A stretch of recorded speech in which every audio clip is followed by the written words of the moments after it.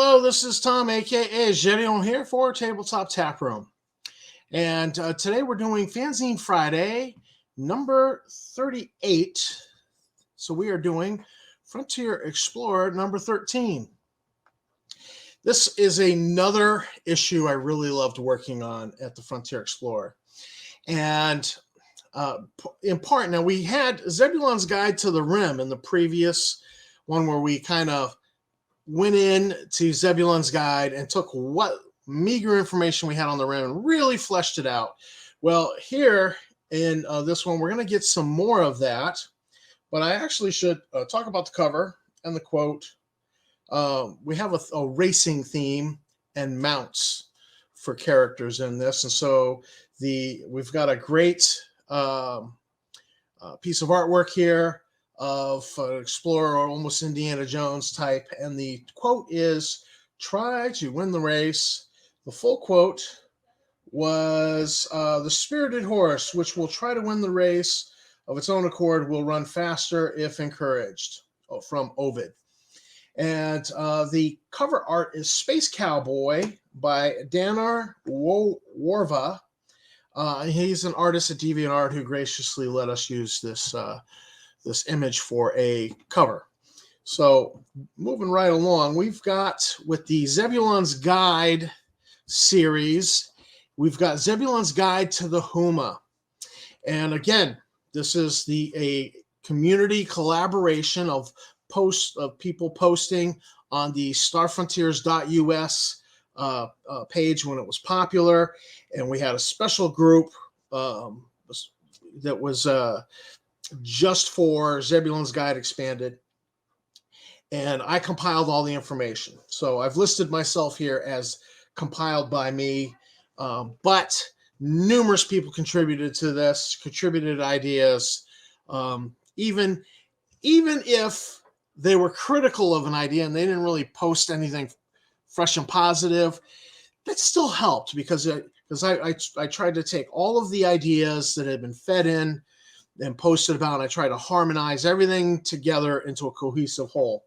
And so we actually worked on and developed the Humma and really fleshed them out more than what you get in the original Zebulon's Guide entry. So you get a great review of the characters. We dive into customs. We dove into homosexuality and reproduction because the Humma are a species that transition from one sex to another. They're born, they're female. After they've had, they've reproduced, they turn into a male, and eventually they become a neuter in their old age. So we really explored this. Now, the book originally said that the Humma have one, they reproduce once, one individual, and then they become male. Well, that makes them a dying race. And this was something we discussed because inevitably there are some Humma who die before they reproduce, vehicle accidents, that sort of thing, disease, what have you. So if they die before they reproduce, then, your population just keeps getting smaller and smaller, can never grow. So they would be a dying race. So we discussed this and we decided to go with that they have one litter and then they become male, so that it would not be a dying race, but they'd also be, and probably for the betterment of everybody else in space around them, they would not be one of the most aggressively reproducing races either. So we worked on this with litter size by dice roll, and just really expanded them. We worked on their special abilities, discussing the spring charge that they have and their society. Now, somebody, and I only know them by the name Web Troll, had posted like a 2-page review and expansion on the Humma online, and we had found it, and it had been republished. But there were these lineages. They talked about lineages because it was about. We didn't want the Humma to have like a nuclear human style family, So we talked about Humma lineages and tried to keep them alien. And he had developed 3 lineages in his work. Well, we've expanded that a little bit here, so you've got more lineages than what was in the original Web Troll material. We then talked about how they, they're able to use their prehensile tail for an attack. The tail all by itself is the equivalent of a rifle butt when they bash somebody with it. But we thought, the Humma, they would add weights to their tail and be able to use it as a weapon. So we discussed those and worked those up, as well as foot blades because of their spring attack. So this is some great material, really expanding upon the Humma. Now, I want to take us out of this and just go over here to the, this is the, I believe this is the Zebulon's Guide. Yes. Digitally remastered. This was the one that Bill Logan, when he got the license to put the rules back up, he did a digitally remastered copy of Zebulon's Guide. That's what this is here. Now, there's this statement here under society. And Humma's history is steeped in civil and interspecies war. The South Island incursions, however, drove the Humma to finally rejoin the Rim Coalition, or not rejoin, but to join the Rim Coalition. And there is little that they enjoy more than a good brawl. The Humma have an almost fatalistic, it is a good day to die attitude, which not only makes them deadly warriors, but leads them to entertain themselves in most illicit fashions. They are carousers without peers. Well, I love this little statement at the beginning here. The Humma history is steeped in civil war and interspecies war. Now, I looked at that and I said, what species are they fighting with? They're not fighting with themselves. And we don't talk about interspecies war if it's like if the human race was waging war on grizzly bears. We wouldn't call that interspecies war. Just because we're sapient, we have tools, we have intelligence, and if we wanted to eradicate the grizzly bear, we could. I mean, of course we wouldn't, but so you wouldn't talk about that with just a lower form animal. So this bespeaks to me of a sapient creature. Now, you could say, well, they probably carried on war with the Ifshnit, maybe even the Ossakar. Quite possibly. These sapient species live within the rim. But it says Humma history is steeped. And I just feel like that wording contradicts it being the Ifshnit. Sure, they probably did carry on some interspecies war with the Ifshnit. Yeah, there was probably some. But I really feel like there had to be another sapient species that evolved on their planet. And then it hit me as I was considering that the Boon'sheh from one of the early Star Frontiersmen, player character race that was introduced, no real background. Here's their planet. No real good society notes on them was ever really developed. They lack that place in the setting to be from. And I said the Boon'sheh, because the Boon'sheh kind of look like they would evolve in the same evolutionary tree as the Humma. They got that face that's not very mobile. I mean, look at this. Let me just zoom in here because we're about to look at a Boon'sheh. Oh, I can't. Oh, hold on. All right. So, I mean, look at this face. It's very almost skeleton-like. Now, let's go back to and zoom in here. A lot of similarity I see between the Boon'sheh's face and the tail. Okay, and the Boon'sheh are very fast. They're very fast on their feet, and they're kind of twitchy. And I just thought, you know what? If you grew up and lived on a planet with the Humma, you'd be a little twitchy too. You'd be a little light on your feet. And so I wrote in to the background of the Boon'sheh. Oh, wait a minute. Back here. let's reduce this. So what we did was we wrote in to the background of the Boon'sheh that they evolved on along with the Humma, but the Humma really are aggressive. They, and these guys are twitchy. They don't want to, they're not looking to fight.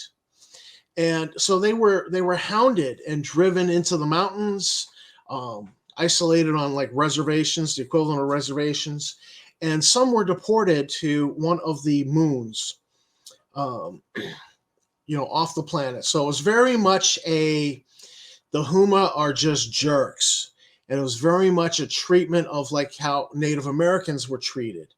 So I thought this would be appropriate because of how the Humma are written. They're buttholes. They really are. They come across that way. And so, you've got, and this worked in the Boon'sheh, which is actually a very cool sapient species for addition to Star Frontier. So we worked up including them in the society, adding history, society, customs, expanded on them. We love the Boon'sheh weapons, that they were master weaponsmiths with firearms, because they have this interesting Boon'sheh multi-pistol that was introduced in the Star Frontiersman that they were first introduced in. But in old times, they had flintlock muzzle loading rifles that were very fancy and very ornate. So those are like works of art. You can get your hands on them. That's something worth trading. So I felt like that made them a very interesting race, and I love them having a place to live. And I think I wrote some fiction somewhere, about a hero, a heroic, well-known, famous human starship captain who's kind of mourning the loss of his friend who was a Boon'sheh. And so I'm not sure what that is, but and then here on page 9 of the magazine, we have an ad for Star Clash. It is a card game of starship combat, developed by Tom Stevens. I helped him with some play testing, and a fun game to play. I've played it with my kids. I've got a copy, still in the stuff I shoved in the attic after I moved back up here from Mass. But so you can find that on Drive-Thru RPG. Little plug for a game that I helped develop. So off to the races. Now, this article was about running, introducing a mechanic. Essentially, just a few dice rolls would allow you to run a race in the setting. So if the player characters are meeting an NPC at say a race, at the Loper track, on Volturnus, the Loper races are going on, type of thing. That you'd be able to allow the player characters to bet on the Lopers, and there was a very simple dice mechanic to determine which one was going to win. Or if the player characters were jockeys riding in the race, again, it was about having, allowing for a very simple mini game type mechanic to adjudicate a race and introduce that. And then I covered with this article, I covered the types of races in the frontier: claim races, maiden races, handicap races, grand stakes races, the value and cost of a mount. So you'd have, different qualities of mounts. Higher quality mounts cost more money to maintain. Then, I went into purses and stakes for races, and gave you a resource so that if the players are actually racing an animal, they could win the purse or the stake for the purse for the race. And so I tried to be fairly thorough with this. And at the same time, we had Eric was working on the ecology of article, which is the white-footed storch. And it's, so you'll see here, That is the image of it that we got from Black Donner on DeviantArt. And here is a size comparison to a man. So the storch is actually a marsh mount. You can ride this creature through swamps and marshes, and it's used that way. They're also raced. So this kind of dovetailed with that racing article. And then at the same time, Laura Humma was working on the new pale Centistede. Now, I believe this creature is actually a conversion of a Gamma World creature. And that she just kind of converted it and adapted it for new pale in the setting. So she worked up the stats and the background. It's actually a creature of Sathar origin, but it's not a dangerous attack monster. It's allowed to live. They're not hunted to extinction, and they are used as mounts. They're not considered that dangerous. So it's like the one exception to a Sathar creature, and they're used as a mount. And then we had I did up a article, because if you're going to have racing, I was not 100% sure about the other content coming in, so I didn't want to do an article on racing and not provide you with some mounts in setting. And so you've got the Garrison's Grack Runner that's native to Connecticut, and kind of a healthy mount there. And then we had the Morgane's Dactyl from Morgane's World, and the Velocipede, a creature of Versk origin. And so we statted those up, just quick stats on those creatures. The Titan Rising cartoon, and then Trafalgar Lines. Now, I'd been working on doing the Starships of the Frontier series, and that was introducing some ships with stats, write-up, deck plans even. And so Jason Combs actually did this one on the Trafalgar Lines.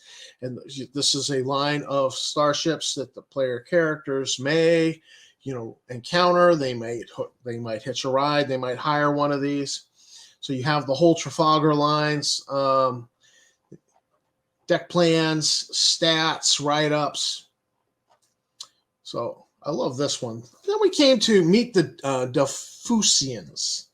Now, these are a genetically engineered race of space humans, and they appear to be attractive, graceful, and youthful-looking female humans.